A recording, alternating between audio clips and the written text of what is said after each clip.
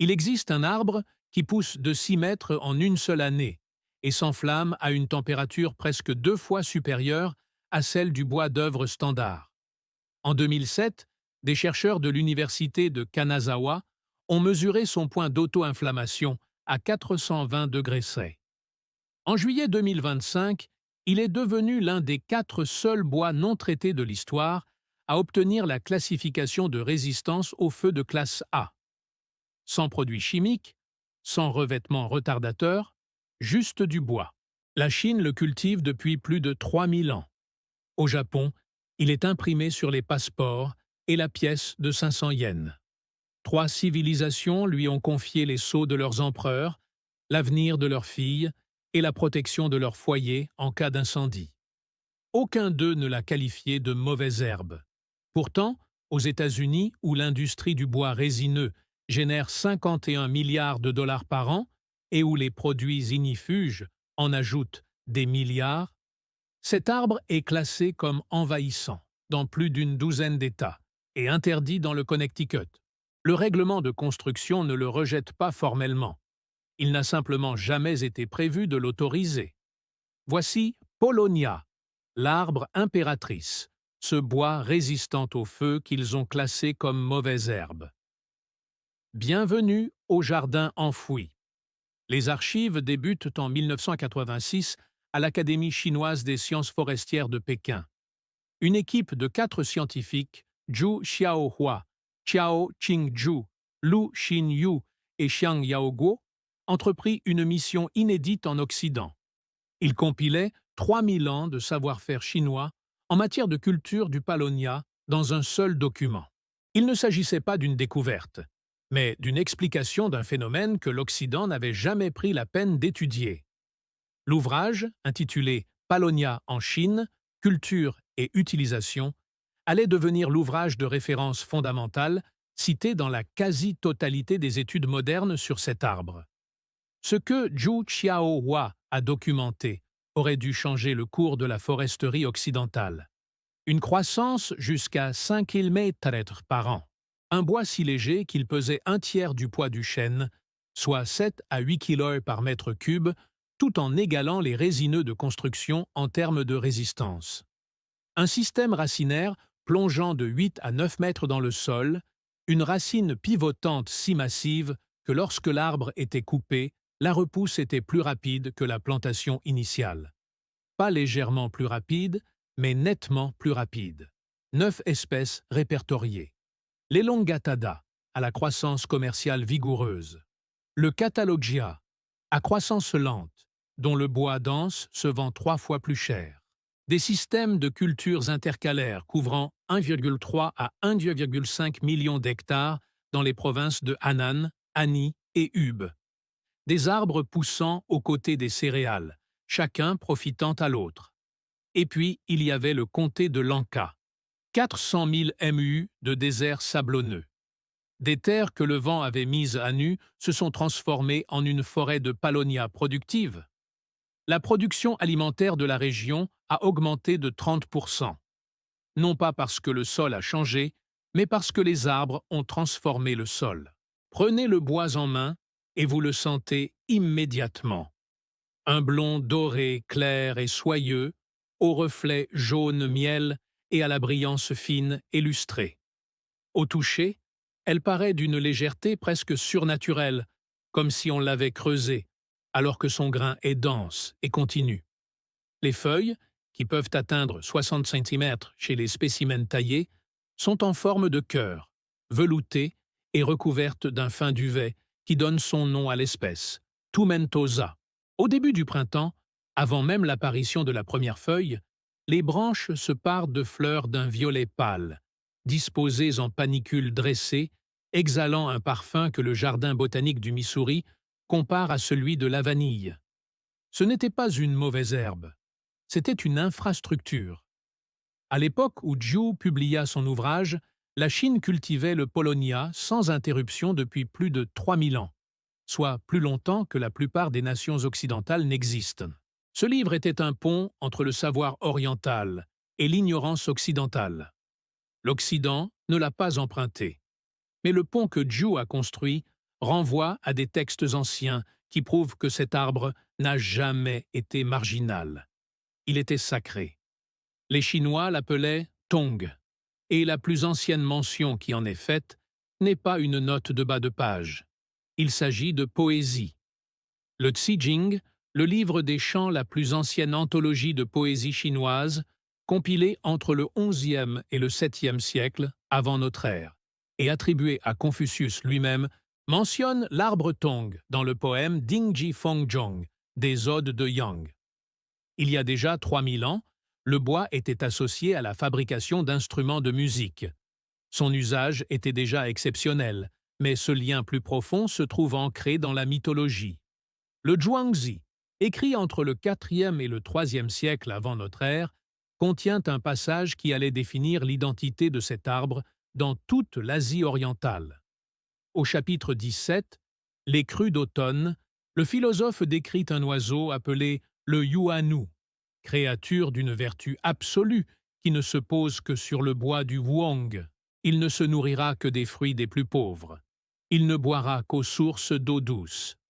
Le Yuan Shu était le Fan Wang, le phénix. La créature la plus noble de la cosmologie chinoise choisit un arbre unique au monde pour s'y poser.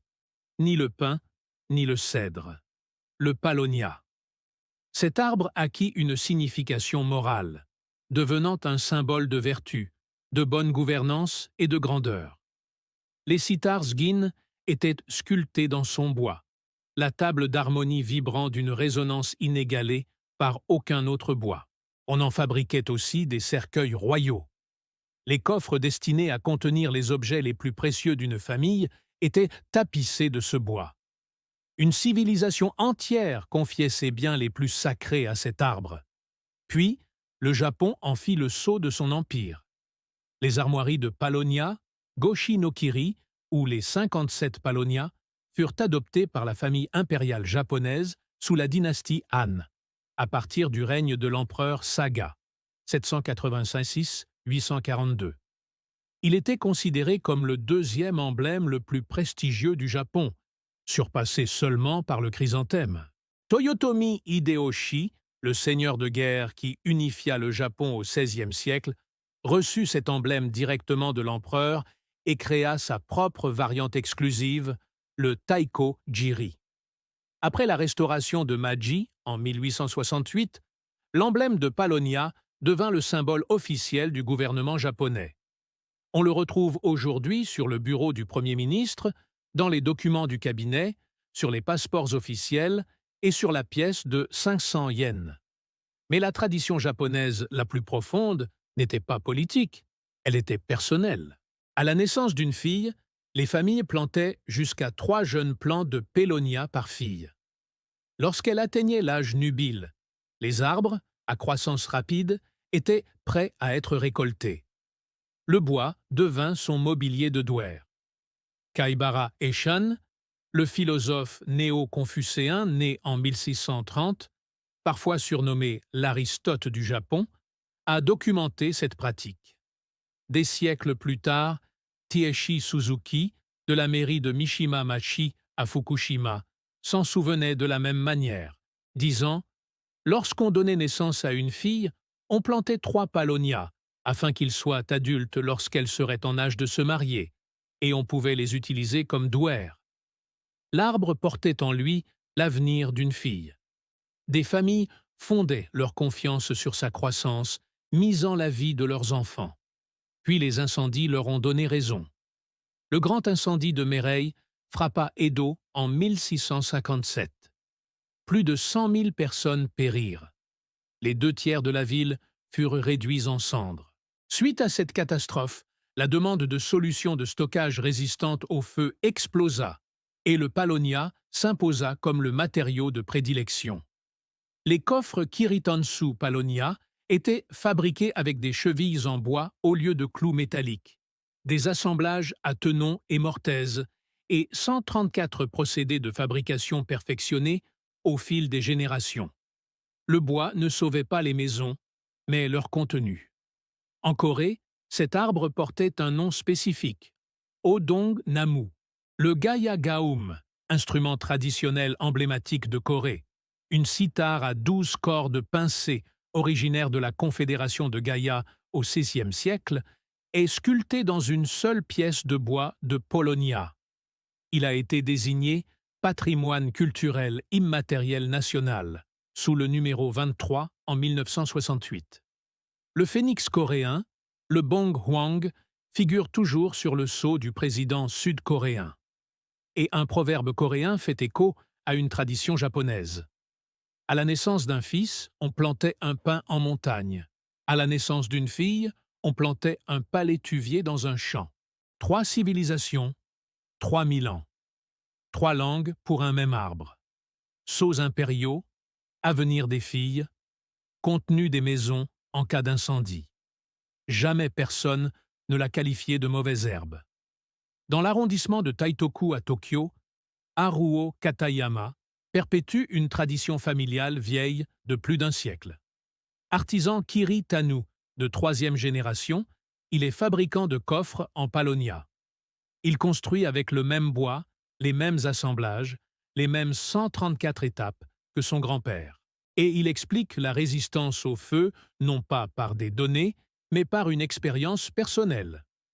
Comme le Kirit Tansu brûle lentement, il y a eu de nombreux cas où, même si la maison prenait feu, le Kirit Tansu résistait, réduit en cendres, et les biens à l'intérieur étaient parfaitement protégés. Il offre une protection incendie si efficace que si son contenu est composé de vêtements, il est même possible de se dispenser de les laver. La maison brûle. Le coffre, lui, résiste. Les vêtements à l'intérieur n'ont même pas besoin d'être lavés. Ce que Katayama savait par l'artisanat, Pung Lee allait le prouver en laboratoire.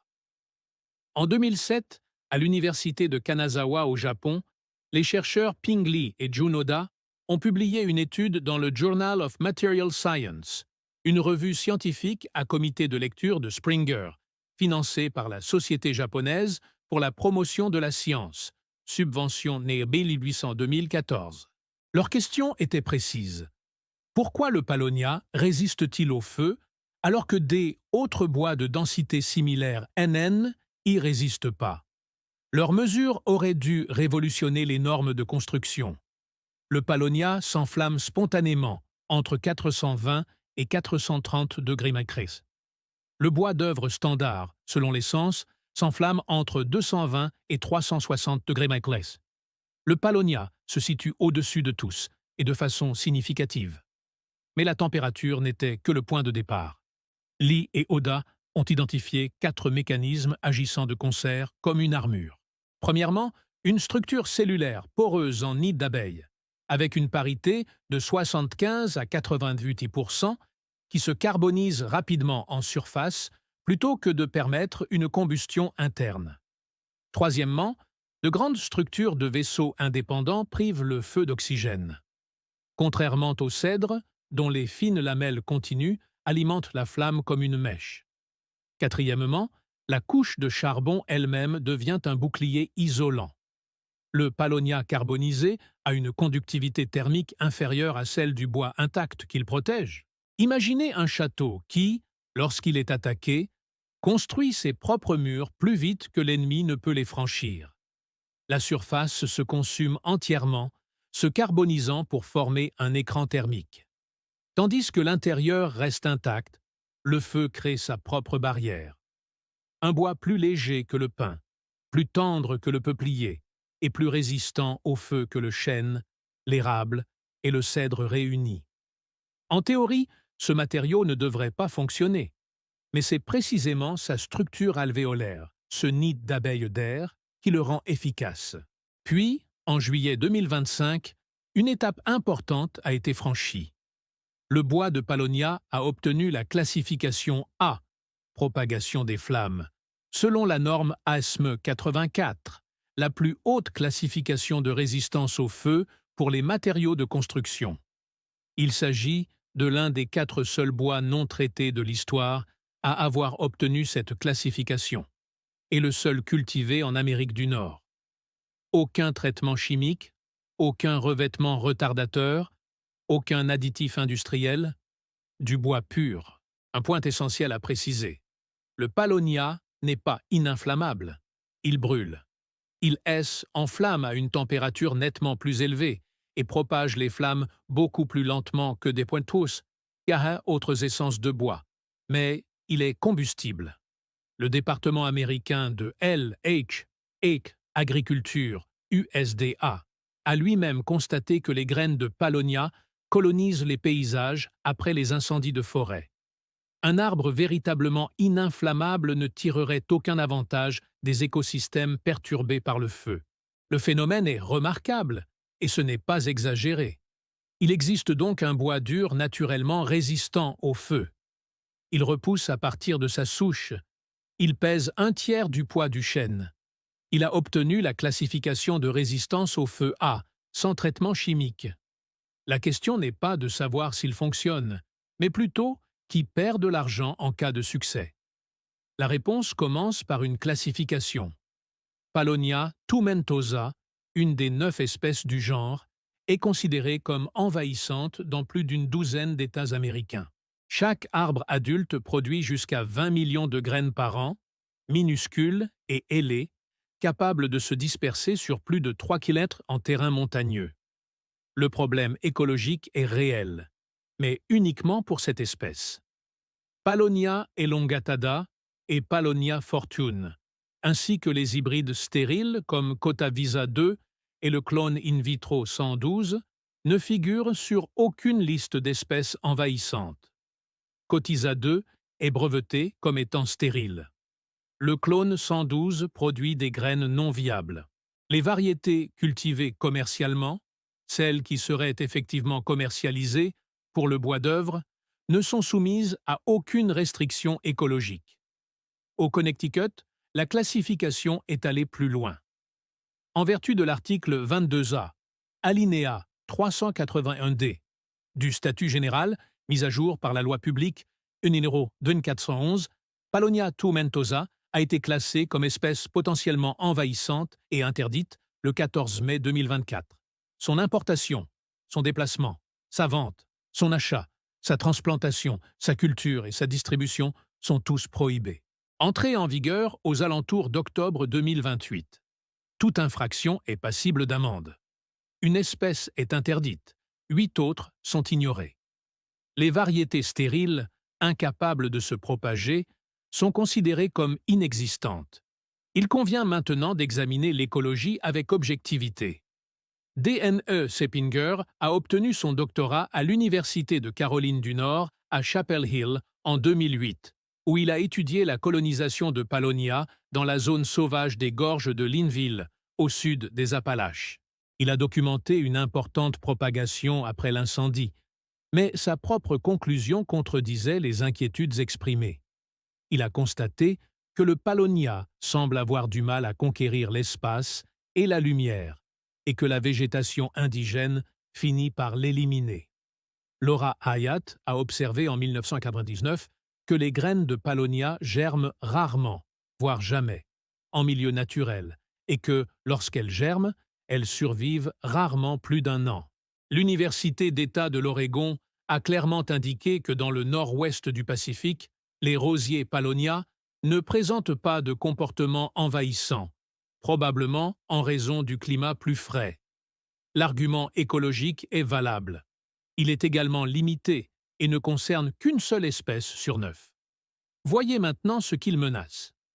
Dans un atelier au Tennessee, David Sutton enfile des gants de travail et s'occupe de son rosier paulownia, comme il le fait depuis 1988.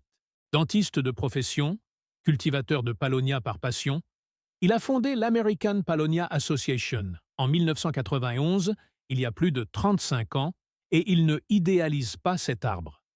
Selon lui, cultiver un paulownia s'apparente davantage à cultiver un verger de pommiers qu'une pinède. Cela demande du travail et une surveillance attentive. Le paulownia n'a rien de magique. Il requiert des connaissances.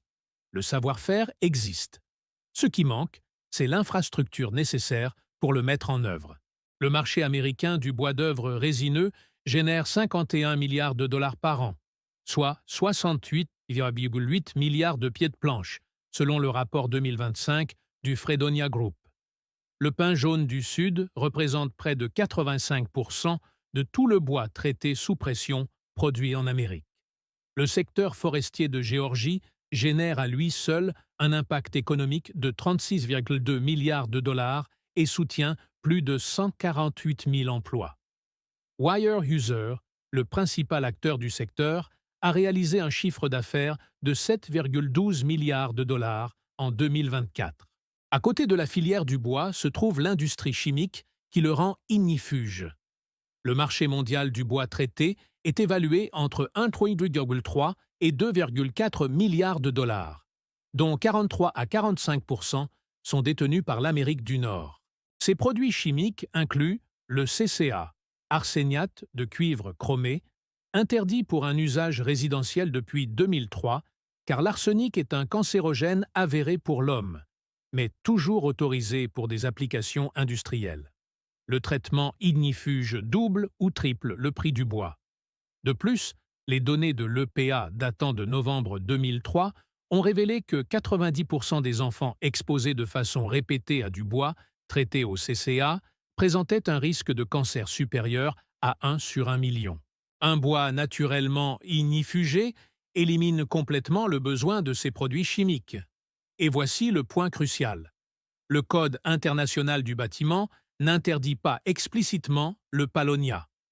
Il fait référence au cahier des charges nationales publié par l'American Wood Council.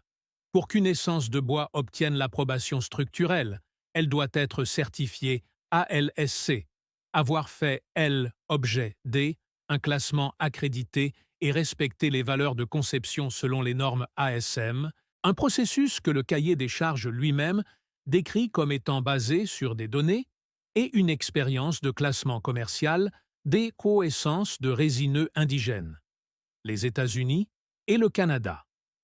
Le projet Paulownia n'a jamais été officiellement soumis à approbation. L'obstacle n'est pas une porte verrouillée, c'est une porte qui n'a jamais été construite. Le système n'est pas hostile, il est indifférent, conçu par les acteurs en place pour les acteurs en place, sans aucune perspective d'alternative. Aucune preuve documentée n'existe de lobbying direct de l'industrie du bois contre Paulownia, aucune preuve irréfutable, aucune note secrète. Mais ces incitations structurelles ne relèvent pas de la conspiration. Ils ont classé une espèce comme envahissante et ont laissé cette classification s'appliquer à tout le genre, y compris aux variétés stériles incapables de se propager. Ils ont élaboré un code du bâtiment basé sur des essences de résineux indigènes d'Amérique du Nord et n'ont jamais prévu de solution pour une essence de feuillus plus résistante au feu. Pendant ce temps, un arbre qui ne nécessite aucun traitement est classé comme espèce invasive.